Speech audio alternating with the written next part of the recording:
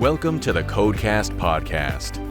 Real-world insights for your daily medical coding and billing processes. And now, here's your host, Terry Fletcher. Hello, everyone, and welcome to the Codecast podcast today. My name is Terry Fletcher. So we are already at December 19th. Can you believe it? I can't. I mean, Christmas is this coming weekend.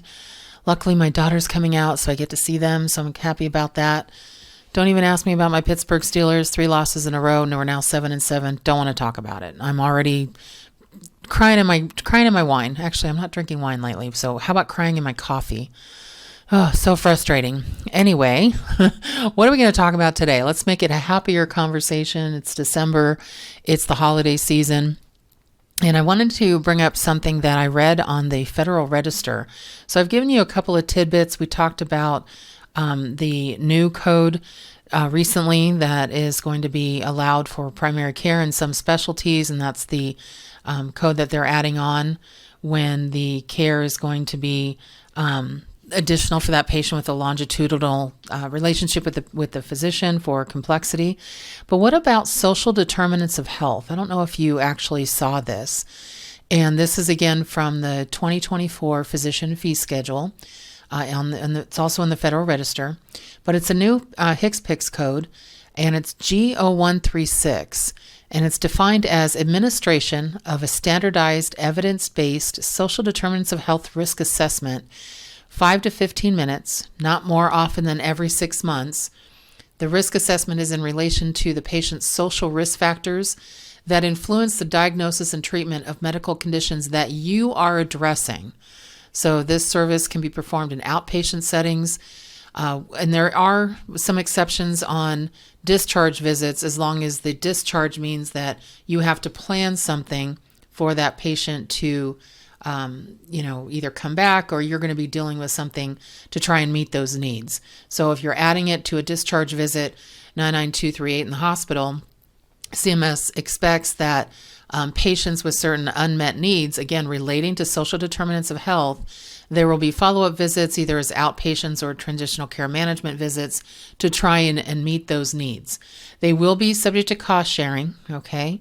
And so unless it's done at the same time as an annual well visit, as all Medicare, services, that they seem to do that. You do an annual well visit with the patient, plus you add some of these G codes that they allow, then that is something that they don't have a share of out-of-pocket costs. But if you add it along with an E&M service on things you're addressing that day, then there will be a deductible and copay attached to that if the patient still has that. They're also allowing this code to be furnished on the same day as certain psychiatric diagnostic evaluation codes, certain health behavior assessment and interventional codes when they're performed by a clinical psychologist, not a social worker. Now remember, the G0136 is not a screening. It can be done on the same day of an E&M service, not including the nurse visit 99291. And during the comment period, Medicare was asked about the patient using an online portal rather than having the service done on the day of the E&M service. And they believe this is not a screening but an assessment. So it is to be used when the practitioner believes that the unmet needs of a social determinants of health and a diagnosis would have to accompany that they interfere with the diagnosis or with the plan of the treatment or illness.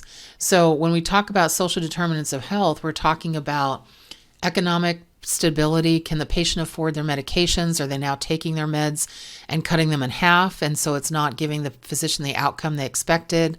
Education access and quality. Is there a problem with maybe not being able to read or understand some of the written material that's giving to them or that's available? Are they homeless? So their environment when it comes to that. Their social and community context. Do they have a way to get to the doctor's office, to get to their medications, things like that? Are there possibility issues with food and nutrition access? Are they diabetic and having some problems there? And so because they can't get fresh foods or their only option is really, we know that bad food's really cheap. I mean, you can get $1 hamburger at McDonald's or something. But if you want to have somebody have a grilled piece of fish or some steamed broccoli, that's more like, an $8 to $10 type situation or higher. And so this is what they're talking about, including transportation needs. It's on page 345 of the final rule and the Federal Register. So make sure that you look into this new code, because again, it is an add-on code to the office visit codes. Again, GO136. It's 5 to 15 minutes. It's got a global period on it of 6 months, so you can't have it more than every 6 months. What's interesting though is they have not addressed if, let's say, you bill for it as, let's say, a cardiologist, and a primary care physician also bills for it in a certain amount of time. Is that considered to be overlapping and they won't pay for both? We don't know. And so we don't know yet. But this is something that you just want to keep an eye on. How much is it worth? Well, on December 12th, the RVU file came out. So remember, we already know what our conversion factor is going to be for 2024. It's terrible. It's going to be $32.74. More specifically, 32.7442. They actually adjusted off 0.3 cents. And then you times it by whatever the value of the code is and you want the non-facility value if you're performing it in the office. And for this code, it is 0.57, or it'll be worth $19.80. And so I don't know what they're going to do with that. Going back to that code for the complexity, the G2211 we talked about a couple of episodes ago, that actually is going to have a lower RVU of 0.49 at $16.04. So just be aware of that there are some, and I don't like to call them revenue opportunities. I like to call them expense fillers, where Medicare, CMS now feels that maybe the E&M service, based on what you're doing, isn't giving enough reimbursement for the expense of things that you do beyond, or that take you beyond the actual routine evaluation and management service. So routine for that patient, dealing with complexities, dealing with, chronic and stable conditions. But now if certain things affect that are beyond your control, that have to do with social determinants of health or, complexity, longevity, now CMS is starting to create these HCPCS codes saying that, we understand that there are some practice expenses involved that we want to add to your reimbursement for that. So just know that those things exist. So again, look this up. There are a couple of websites, I can't name them, but a couple that have this spelled out, but they have a couple of typos all the way through. So hopefully she'll figure that out, where they've transposed numbers on the GO136 several times through the article. So just be aware of that. We don't want you to see that. We don't want you to bill it incorrectly. And again, this is for 2024. This is not until next year. And then also keep an eye on this when you start billing for some of these new codes in the new year, because it's not for commercial payers unless they've put out a statement saying they're going to also pay for that. And it's only for Medicare. And then Medicare, because they've given us frequency guidelines, but not concurrent care guidelines, if somebody else also tries to bill it, we don't know how that's going to work. And so I don't want you to inflate your AR unless you're monitoring and making sure about that. Also, I know a lot of people of you have asked about my Coding Corner membership service, and I appreciate all the new members. I really love seeing all of you join. This is a online question and answer membership service. So if you have billing, coding, compliance questions, anything like that in certain specialties, go to my website at terryfletcher.net. You can see what specialties that we address. And there is a year membership, there is a regular membership, and then there's an executive membership, and it'll tell you what the differences are of those.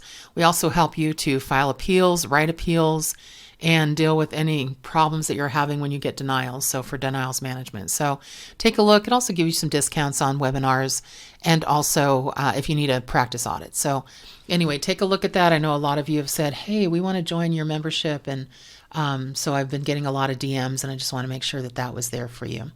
Also, I know that it may be late to sign up, but I'm also presenting, if you're hearing this early in the morning on Terry Tuesday, at 8 a.m. Pacific time, 11 a.m. Eastern Standard Time, my last Medicare fourth quarter webinar with NSCHBC is at 11 a.m. Eastern Time. So go to nschbc.org and register. Make sure in the drop-down screen you put down that you are a member, or a member, and it'll be $99 a person. So you don't want to miss all of the new things. We've got so many new things that are coming out, and all the the telehealth updates and the extensions and what extended and what didn't, that it's going to be important for practices to make sure that they are updated and ready for 2024.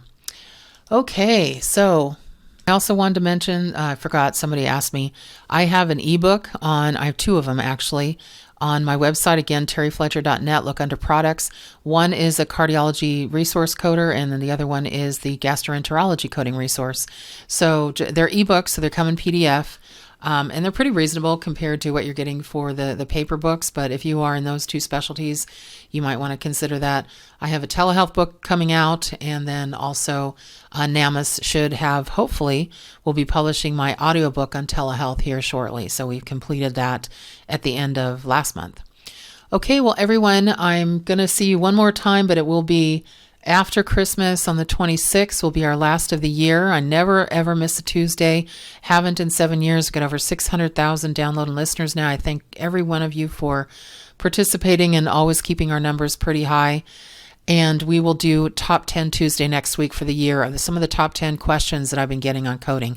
And then what I'm going to start doing is putting those questions on my blog. And you can get that on my website as well. So have a very Merry Christmas, and I will talk to you guys next week. Thank you again for listening to the Codecast podcast. Make it a great day and a great rest of your week.